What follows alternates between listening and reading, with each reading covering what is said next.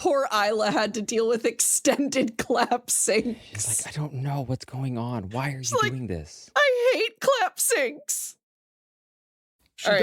She does this time at least seem more like, I don't know, there's a sing-songiness to the approach that she has to it, as opposed to her usual, like, what's happening? What's wrong, Papa? Whatever could be troubling you? And we'll cut all that early stuff out so the good name of Name Redacted will not be besmirched on the internet. It would have to be like Name Redacted, comma, The Last Night. Or Name Redacted, The Night of Anonymity. Oh, Name Redacted. That's a secret agent boss. Oh.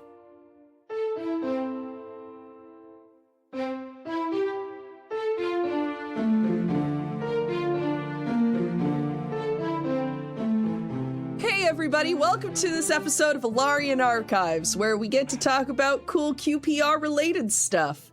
And occasionally we get to interview people who are honestly more integral to the show being listenable than I am. I think it's all integrated. What a delightfully kind thing for you to say. For those of you who do not know, Josh and I are here today with the wonderful, the immortal, the beautiful, the talented Gabriel Perez. The integratable. The integratable, which makes you sound a little bit like a Lego character, but you can attach his head to this car. But yes, it'll. You could. I mean, technically, yeah, I realized that after I said it. For those of you who do not know, for all of Campaign 1, Gabriel has been our lovely, stalwart, and steadfast ally. He has composed all of the music for the show. He has done all of the editing, and he is the reason that the show doesn't get filled with quiet sounds of me scratching notes, dice rolls, deep sighs, sniffles, off mic sneezes. Achoo! Off mic sneezes. The time I had to repeat one line, I think 6 times because I kept I kept tripping over it. I'd forgotten about that. That was funny. Gabriel just hears, damn it. It's so damn it. Just for like 2 minutes. Well, that kind of thing, like it makes me think about when I was at university and we'd have to do various recording things, and some of them would be like just something really simple, like sing a minor scale from memory or something like that. But other ones would you'd actually have to sing like lyrics to a song or something, and then you'd work that. But that was, I think that was my first experience like recording myself on anything. I'd done some live audio things before, but I'd never really recorded myself. And so there were so many like curses, made up curses, sounds of frustration. Fortunately, some audio softwares have I'm trying to remember what it's called, like a multi-take setting. So you can like set up a parameter and like it'll just keep looping but creating a different track each time. And but even then I would like start late, and so part of my take would be on one track and then the other would be like, no, wait, dang it, no. No. So it'd be like 30 minutes of recording to get 40 seconds of good audio. I have often said that if you want to get significantly better at like your mic presence, at your pauses, at removing things such as from your vocabulary while you're in front of a microphone, just edit yourself. Just record yourself, ideally in a like conversational fashion, and then go back and edit all of your audio to be something that you would consider listenable, and be like, oh God, no. That was where I learned about my tongue clicking, which Gabe had been dutifully editing out for months at that point. And I was like, Gabe, why did you not tell me that every time I open my mouth to speak, I start with a... And Gabe's like, well, it only takes a moment for me. And I'm like, it takes a moment every time I speak. That's so much time. It would also come out with a like the noise gate would usually take it out. So if the noise gate didn't take it out, then I would edit it out. Unfortunately, but then I also remember when we all had that conversation in the games, wherever we were, the recording studio. Yes. Yeah. We were like, if you detach your tongue from the roof of your mouth before you open your lips, you make a pop. Which is also like, it was something like that I had known, but I had never thought about it in like a instructive sort of way. And so as we were all talking about it, I was like, wait, yeah, that would make sense. It also means, if I'm remembering correctly, that you're dehydrated, which does not surprise me in the slightest. I live my life one dehydration at a time. In the question of hydrate or dihydrate, Josh chooses, in fact, to dihydrate. So the big reason, though, that I think we wanted to talk about this is very recently with the stuff that we've released, there have been so many like big epic themes because they've been doing the final batter. The final battle with the Emberlyn Cheyenne fusion and the interactions that they've had with Michael, with Melody, with Xerxes, with the King of Stags. I mean, you've really been like cranking it out for music lately. It's been fun, but also hectic. But fun. Hectic fun? Heckin' fun? Heckin' fun. It's like when I was working at the summer camp that I would work at, like that I often described it as like good stress, where it's like, yeah, that did sort of suck in the middle of it, but at the end I'm like, hey, but I did a cool thing. That's pretty dope. I mean, there have been and a I couple learned of a lot times on the way. There have been a couple of times where the music that you've done is really made or break. Like it's made the scene. Like I was about to say make or break it, but it's never broken it. It's only ever made it. Was there ever a thing that you put out that you weren't like pleased with? Oh yeah, so many times. Because everything that you've come out with has sounded so good. I super appreciate that, and like I do like what I like. You know, that is often my end point, is like, do I feel like this has hit not good enough, but like, does it convey the thought that I wanted it to convey? I think is the where I hit done. Could I do more? Absolutely. Sometimes I even do. There have been a couple of times where in one episode I have a theme happen, and then like 2 episodes later when you return to the thing, the same theme happens, but I've since then edited a lot of it. So it's notably different. I think the first time I noticed that happen was with Melody. Mm-hmm. Like the initial take of Melody felt kind of like pared down a little bit. And then the next time Melody's theme came up, it was much richer. But to be completely honest with you, my assumption for that was you were like, well, you barely know her. Of course you don't get the full richness of her melody. Like, I just assumed it was all intentional because so much of your stuff is like 3 layers deeper than I even think to look for.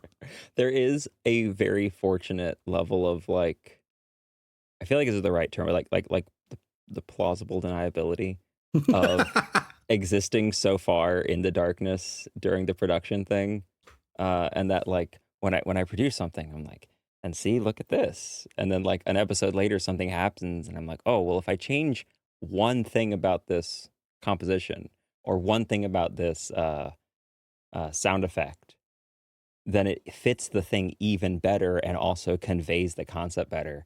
And in some cases, it can for sure look like I had that planned well in advance. I love that the GM, yes, I had that planned the whole time, extends into music production. Oh, yeah, 100%. I mean, I think that's like one of the biggest things there is, especially like with this, is like I want everyone listening to this, and I hope that this message gets out pretty far too, because this is something I've absolutely loved, is the amount of creative freedom that you all have given me is bonkers. Like it is been something that like I've been able to utilize to grow as an audio person, as a storyteller, all these things. But like because there's this trust of like, here, Gabriel, here is audio, and we'll see you later when you have an episode. And then I grab it and I like that one character from that Dexter's Lab episode and drag it to the back of the bus with my claw foot. I mean, I think the most we've done is I've been like, hey, this area sounds kind of like this, like musically, like it's kind of got this influence. Other than that, go nuts. Because, I mean, truthfully, Gabriel, you are so good with what you do. And you and I tend to vibe on like what we're doing for scene building. Like you and I tend to flow very similarly. Yeah. But I mean, I know nothing about music. I know absolutely zilch, zip, nada, anything musically. Like when I was in a choir one time, the guy who directed the choir said, well, Alex isn't a very good singer, but she does add a lot of volume. And that has haunted me ever since. That is, I know nothing about it. So like, I'm certainly like, when you're like, I could do whatever I want. And I'm like, sure, you know what you're doing. I don't. I can tell you I want it vaguely this vibe, and that's about all I need. Yeah, well, and again, like that's been the freedom that I think has helped with a lot of like how the show's sound has evolved. Is like it is that general freedom, but it's the notes of the vibes, and like that's always been something that's been very helpful to me when I was in university again, and like I'd have a mock client that had really hyper specific needs. I could do that, but in the end, I was like, I mean, here's the thing you asked for, I guess. But then if it was a more abstract thing, like, oh, I really want this war theme, and I'd be like, oh yeah, war theme, let's go. Here's a thing, and then the professor would be like, that was a really interesting take on a war theme. I like it, full points, but how did you get there? And I'm like, you said war theme. War, I guess, means something slightly different to me. Has there ever been a piece that you've composed for the show that surprised you? Like how it came out? Yeah, either how it came out or the direction you took it. Because I know there have been some times where, obviously, with the cast being who they are, I've been like, and here's what this narrative will do. Never mind. No, it won't. Boy, howdy, has this gotten out of hand. Yes. And I imagine that happens with music as well. So I've two examples. One is a thing that I'm really proud of, and the other one is a thing that I'm like, well, that works. So the second one, the one that I was like, I like it, I don't love it. It was the I think I mentioned this before. It's the theme for the I think it was one of the bosses, one of the big bosses that y'all fought. I think it was what was the fourth boss? So there was Gluttony. There was I like that theme. The Endless Fete, which was the Masks one. There was Uja, which that Uja whole was Uja kicked ass. The Hydra thing. Oh, that yes. Y'all fought. That one. I had a plan and it didn't work. Every step that I took in the plan for what I wanted to compose for that fought me real hard. Even like both creatively and also just like hardware wise, where I'd be like, okay, I'm going to do these couple things, and then it would just cause some weird problems with processing power and a bunch of other stuff. And so like what I wound up getting in the end, I think sounds good, but it also sounds a bit of a mess, in my personal and professional opinion. That one is for sure one of my weakest compositions because it's messy. It's a lot of stuff happening all over the place. Again, I still like it, but it it surprised me in the sense of like the process, the song beat me. I guess would be the way to say that one. The other one that like I was very surprised, but I loved where it went was the similar in the sense of boss themes was the Shy Emberland thing, Hmm. where like I knew that you mentioned there was going to be a second phase thing, but I had forgotten that in the instance of like making a theme. So I made the theme and I was like, well, there we go, we're done. And then we were recording and the thing happened where it evolves and I go, F-bomb, I have to make another theme. And so I was like, what the heck am I going to do for this? And so I remember sitting like just completely unsure of what I was going to create for that. And like I listened to the original theme a bunch of times. I opened up that session and I looked at it. I'm like, where do I take this? And then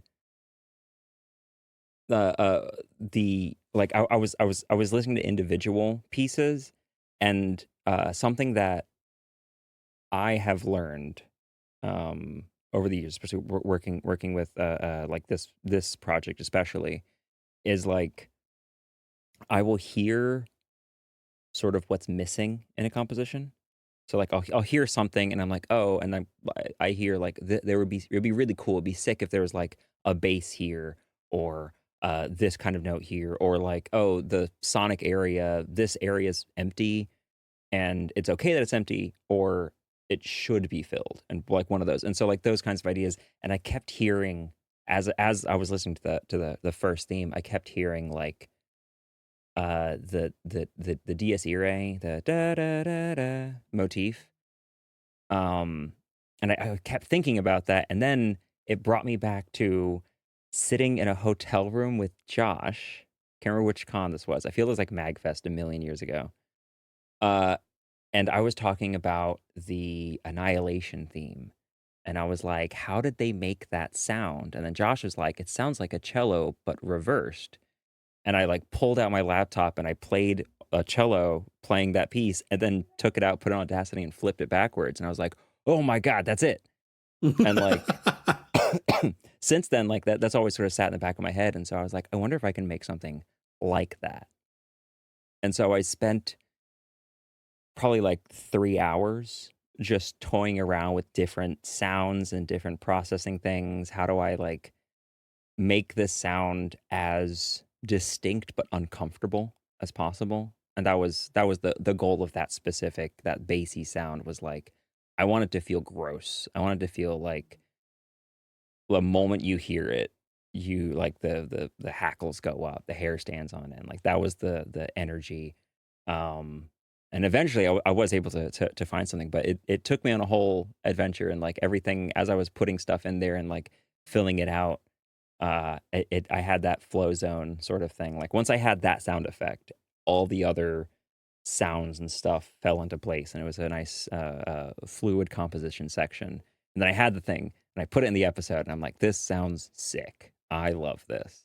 I do recall when the first theme released, I was like, dang, I remember hearing Emberlin's theme. I remember hearing like a backing track for Cheyenne, kind of, but I hadn't really recalled what those sounded like. But like clearly both elements are here, and this is so epic and so intense. But at the time I was listening to the released audio, we'd already recorded part 2 of that fight. So I was like, man, I don't know what Gabe's going to do for part 2 of this fight. Little did I know that neither did you. Neither did Gabe, yeah. Like I had the idea of like how to mix Emberlin's theme, which was mostly the leitmotif, and then Cheyenne's theme, which is mostly instrumentation. And I was like, because Cheyenne's music, I think in the past, I mostly just used like a lot of reed instruments, which to me is like it's a musical pun because he lives in a swamp full of reeds. So that's why I would use a lot of reed. So like I was like, oh, let's find a way to mix these two and then turn it into like a Dark Souls boss kind of music. I mean, that's kind of what I felt like it turned into, was a Dark Souls boss. And we edited out a lot of stuff from this, but I don't think the audience realized just how close the party came to dying. Oh yeah. On multiple occasions from multiple factors. Yeah, there were a couple of points where I was like, this is not going well for them. Because I remember somebody listened to the episodes like, I thought it would be harder. And I'm like, ooh, you did not see those numbers, did you? Yeah. I think the acting, and again, yeah, without the numbers, it's hard to know exactly where it sits. But I really liked how, I think did Koza get hit much in that fight? I think that was like Koza at one point had 2 HP. That's right. There we go. Okay, so yeah, I was like, I think everyone was getting peppered pretty hard, which I enjoyed listening to. It was a really fun fight for me. So I think Solinar at the end had like 10 HP total. Yeah. And Alex was like, yeah, you should probably take a healing on him. And I was like, yeah, I would if I had any. They're all on the cart. So each of the regions has its own distinct sound. Like we kind of went out of our way to make sure that each of the spaces, like, you know, versus Talair, versus Alaria, versus Oceanvar. What was your favorite one to compose for? Like, what do you think was the most fun to work with? Oh man, I mean, they all presented like easy and challenging concepts. I also sort of like did a almost a full circle kind of vibe, just in the sense of like a lot of the early episodes were in what's that place called? Top right of the map. Oceanvar? That one. Oceanvar. Which had like a lot of, I wanted to lean into like a lot of rhythmic stuff for that. But everyone kept making like, because there were deserty areas and everyone kept making cowboy jokes. And so I occasionally would put in like some very twangy guitar. I mean, you say that like you didn't put a whole bunch of cowboy yeehaw whoosh, into like the Michael scenes. Yeah, well, again, like, so that was sort of like the full circle element, like that almost humorous irony, because the Michael theme, when he eventually shows up, I wanted only percussion, because again, like to me, Oceanvar sonically is a lot of percussive instruments, maybe a little bit of like flutes and things like that, mostly percussion instruments. And sonically or musically, I would always represent Gravy Boat with percussion. It would often be like taiko drums and things like that. And so having Michael be also percussion like worked into that, but it was very creepy sound. I wanted it to sound like discordant sort of percussion. But then as it went through, like as you started there and then you went to an area with more like European sort of fantasy-esque music, and then you went to the slightly more technologically advanced, more like proper English, slightly more civilized music, and then up in the cold north, where I was trying to I was trying to figure out what the heck the sound of the cold gripping Boris Empire would be. And like you were talking about things like, was it Midwest accent vibes and that kind of thing, and I was like, I couldn't have it be like any kind of Russian or anything that could be close to Russian because of the bit for so long. And I was like, what voice could I possibly throw? Like, what accent can I do that's so far off? And one of my favorite things was one of the listeners sending in all caps, they're Midwestern. Yes. It's like, oh yeah. Oh, hey. We got transatlantic, Midwestern, and Canadian. Yes. Kind of all like jammed into one big box. Which I can only do so many accents and not all of them consistently. Which makes sense as to just destabilize their society.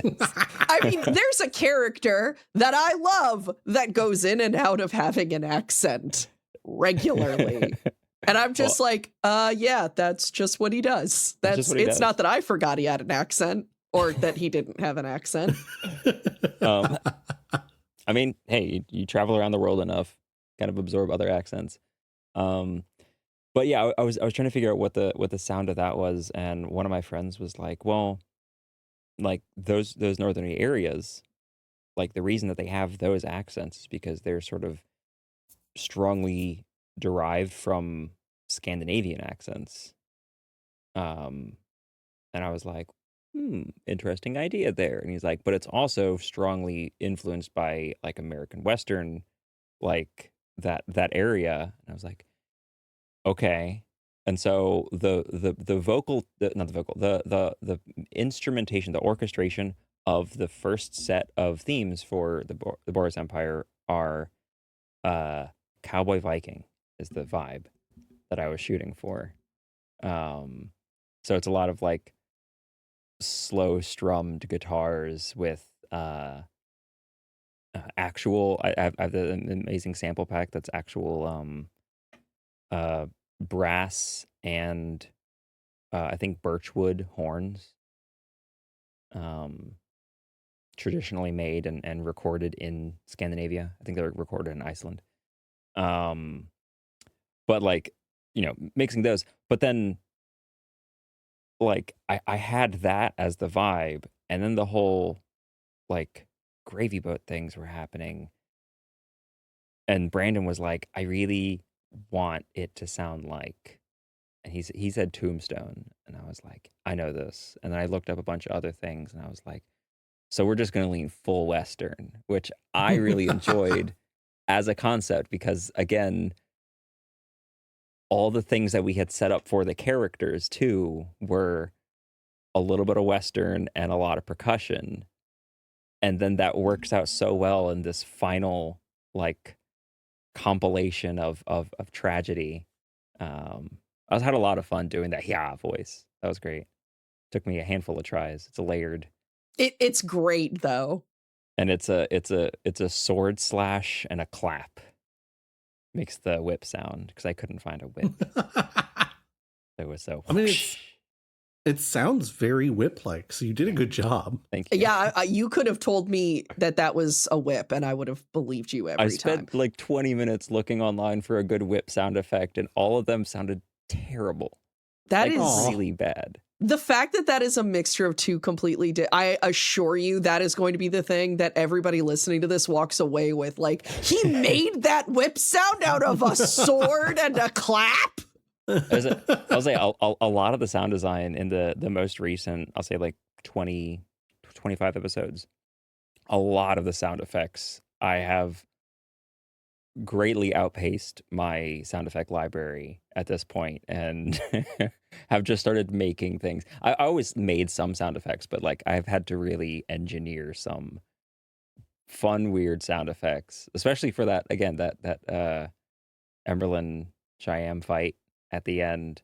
All of those sounds would be something I would do in like Audacity for 10 minutes or 20 minutes. And I'm just like, well, here's a gross squishy sound. Here's a different gross squishy sound. And I'm like, fortunately, I have a small library of tomato sounds, which is what a lot of that was. It was tomatoes getting squished next to a microphone. It was tomatoes getting dropped on the floor, tomatoes getting cut. And you just arrange them nicely and do a little bit of like processing for it. And it sounds hopefully like an egg sack. That's so freaking magical. I was like, man, I don't know where Gabe's getting these egg sack sound effects from, but I guess some sound library for like alien films somewhere did a really good job, and Gabe's just utilizing it exceptionally well. Like, and the amount of stuff, I think honestly, one of the biggest things that we ever like debated with you as our sound engineer was you'd be like, yeah, this was kind of a big important episode, so I put in like probably somewhere around like 12 or 14 hours of engineering. And we'd be like, Gabe, no, your time is valuable. What are you doing? Please sleep.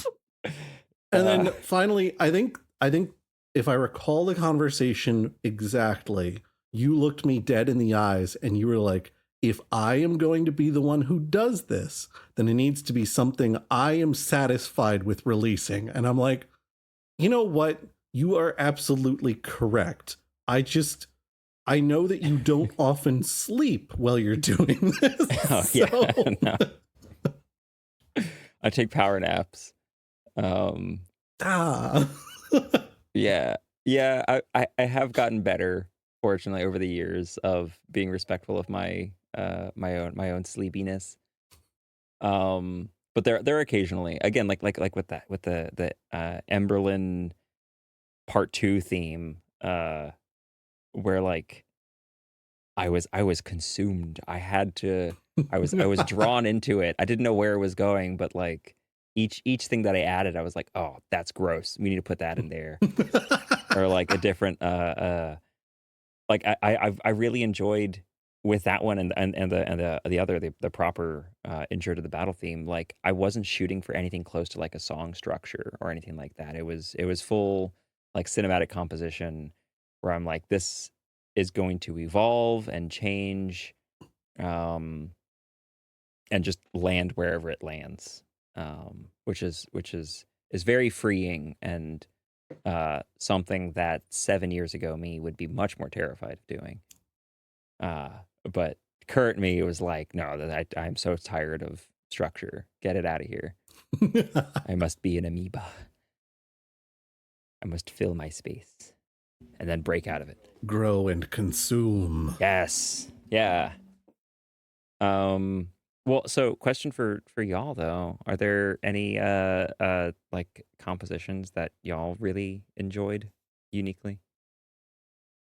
Don't say all of them. I will fight you. I don't think that it is my favorite composition in terms of just the raw composition by itself. Mm-hmm. But the composition that I think means the most to me is the I Am Uja track that you did, because the Uja episodes where they directly wait. The part of the meme song No. that I made? No. The battle theme that you composed. Right. Also, I don't know if the audience knows that there is a meme song that Gabe made of a bunch of our nonsense. And it's honestly, it's kind of a bop. Like, it's actually pretty good. I have it saved to my phone. Didn't you attach it to the tail end of an episode at one point? To the tail end of our Christmas thing, our Christmas message. I don't think it was the whole. I don't think it was the whole song though. But I think it was the whole song. Yeah. Oh, sick. But it does have the drop at the end where I remember when I was composing that and I was like, yeah, you know what would be sick right here? What if I put that I Am Uja bit in there?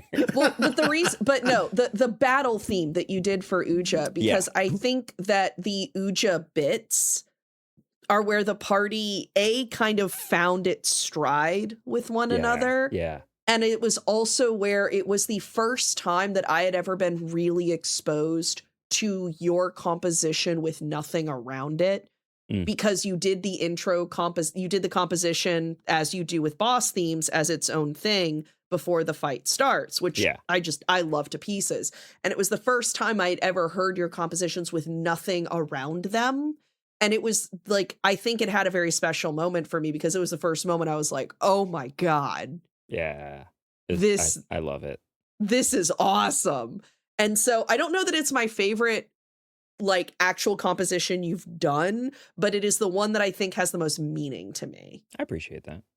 I think I mentioned to Brandon one time when we were watching The Thing, that the score for that film was very, what's the word? Influential. Influential? There we go. Very influential on my perception of what like dread sounds like, and like horror, like building horror, because like in that movie, like the constant just this boom boom boom boom, kind of thing that just drags through it. And that really was like one of my big inspirations for creating the Uja theme, because I just wanted something that would sound like something's out there, or rather something's in here with you, but you haven't had the chance to interact with it yet.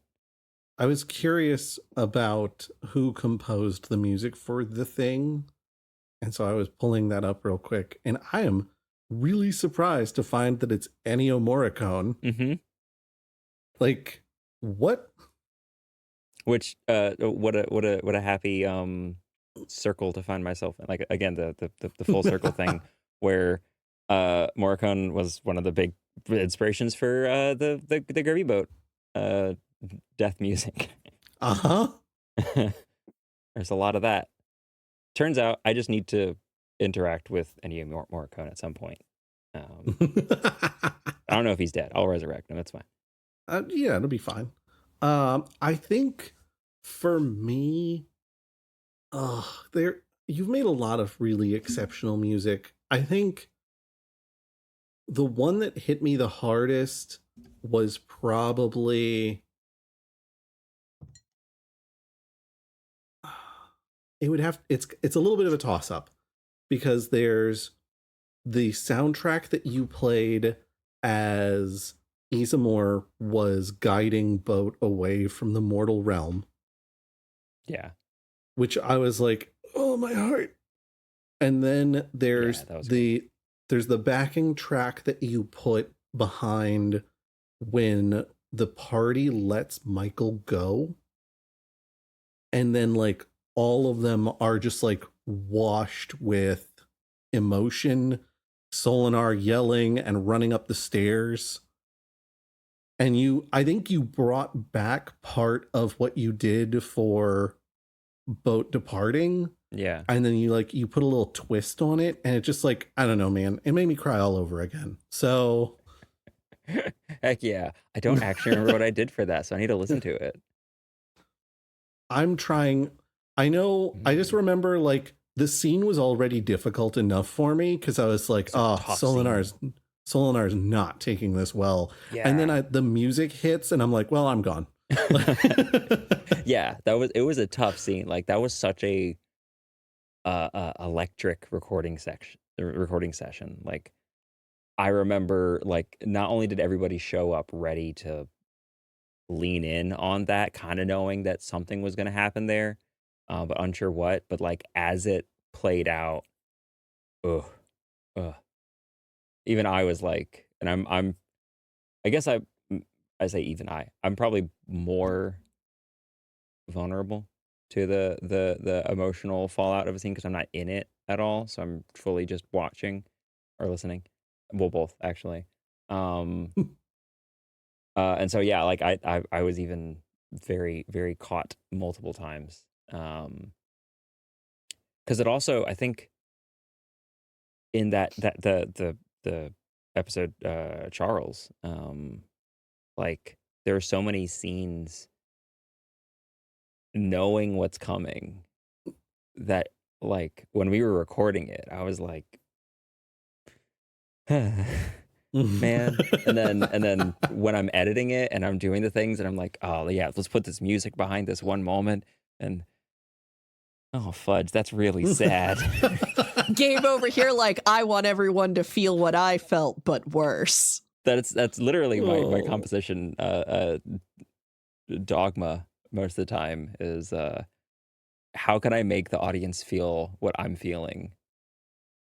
I feel like that's such a good like way to go about it, and honestly it makes me really happy that like you're able to put out such evocative stuff based off of like what we all put together. Like, the fact that that can inspire that is really honestly the ego boosting. I love it. And again, like, it's the amount of creative freedom that you all have given me, because like I know very well, having seen lots of other projects with audio people on them, how like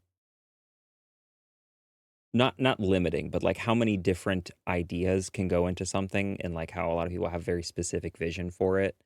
And not that that's necessarily a problem, but I do know that that can cause like the project instead becomes what it was intended to be and nothing more or less. Not what it could become. Yeah. And again, that's a very, that's a big gamble on y'all being like, all right, Gabe, have fun. You have never let us down, and I don't anticipate you ever will. I appreciate that. Yeah, I don't intend to, because I legitimately love doing it. If I'm not pleased with it, like I told Josh, it doesn't air if I'm not like, I like it.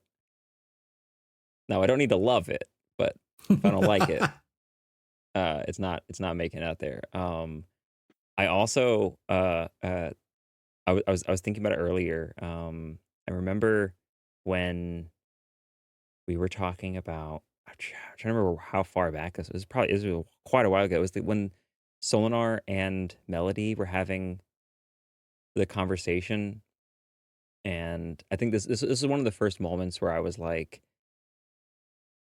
so there's a lot of thought that goes into why I do a specific thing musically and audio wise, but I don't need to explain it usually. But this time I was like, well, not that I need to, but I really want to explain this, because like it was a lot of fun to come up with this idea, and I was just excited about it. But it was the like having the music shift in and out as Melody would describe her like idealistic worldview, and then the music would fade and the crowd sound would come back as Solinar was like, yeah, but reality is a thing though.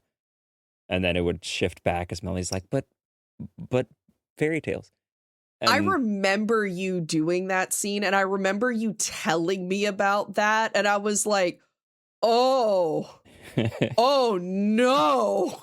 And then I listened to it and I was like, oh no. That was in the realm of like, generally, again, like I'm not trying to, my goal is for people to just hear it and get the thing. Owen was at Alpha one time and he was like, that one moment when like the thing happens and the audio sort of like dims, and like I got the feeling of like in movies when the explosion happens and all the audio goes away, and I was like, yeah, that's what I was going for. And he was like, that's sick, that's what you were going for, and that's what I experienced. And I'm like, yeah, that's the goal.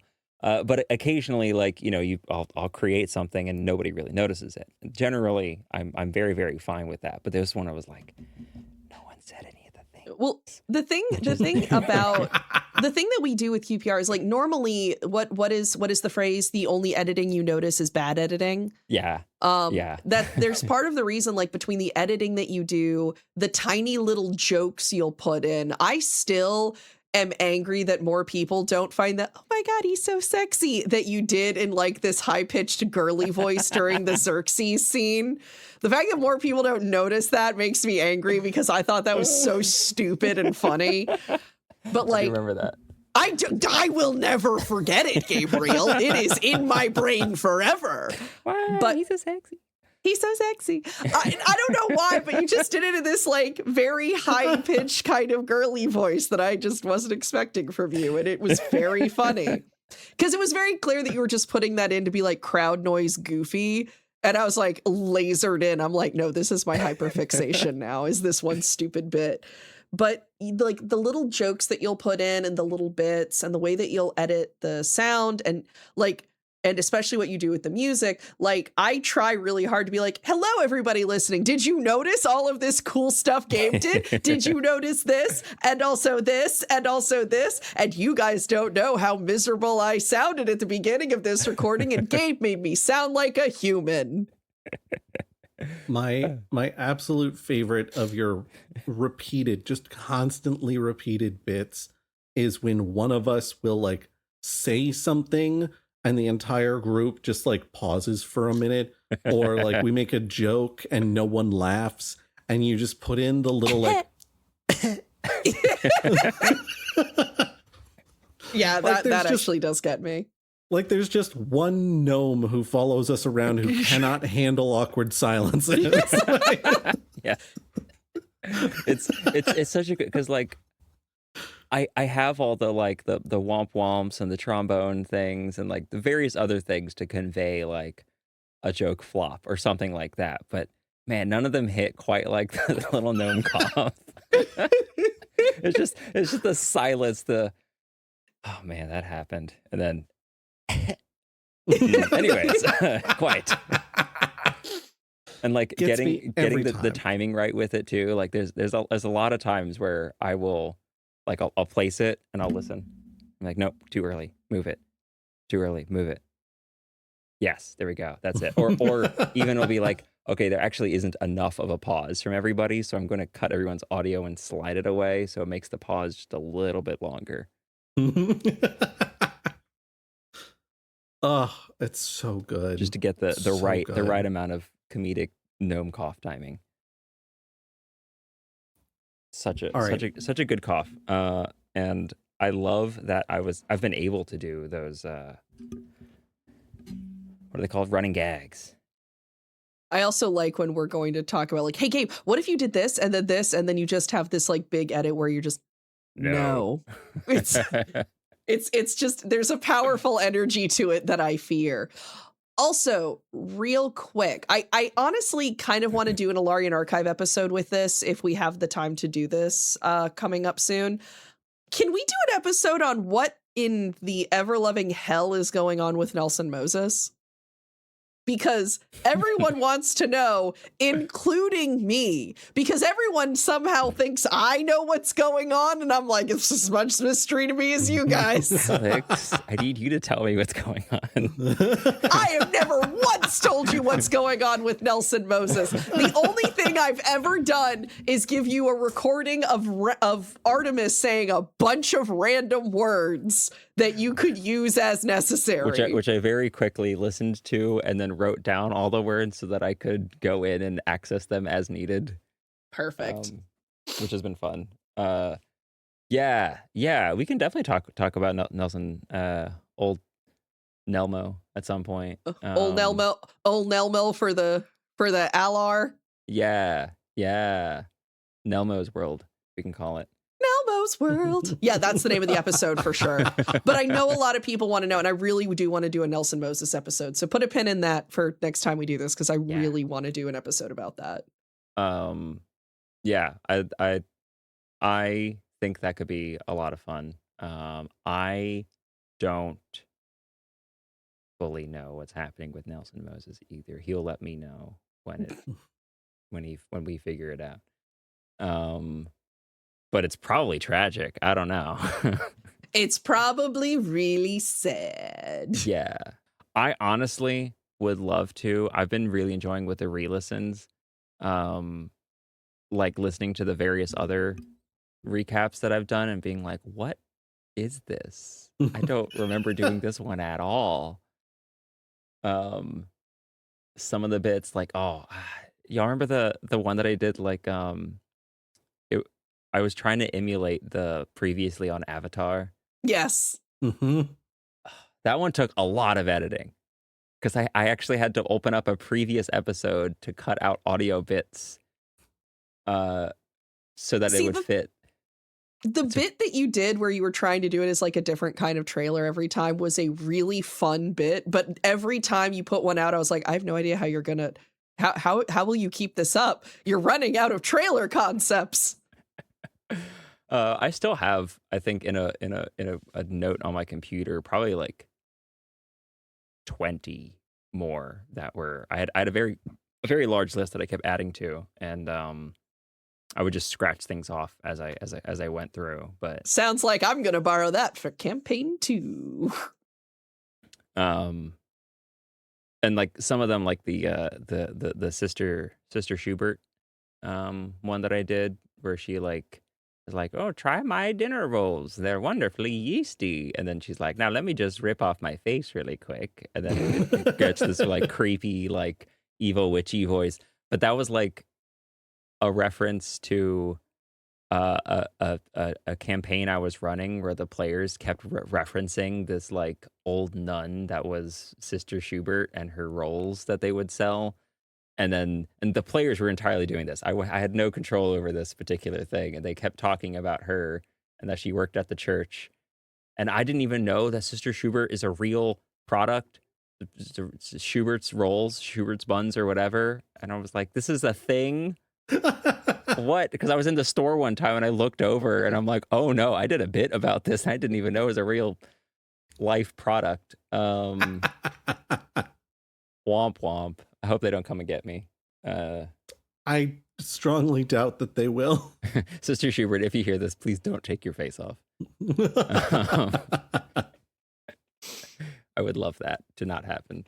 Yeah, that's with that clumsy backpedaling of demands for face removal. I believe that is the time we have for today's Alarian archive, or tonight's, depends on when you're listening. And next time, yeah, no, for sure. Let's get that Nelmo for the Alar. That's how the kids talk, right? Alar sounds so. Yeah, that is how the kids talk, I think. All right. Love you guys so much. Thank you for joining us for another Alarian Archives, and we'll see you next time. And we're so excited to have you along. Bye, everybody. Bye.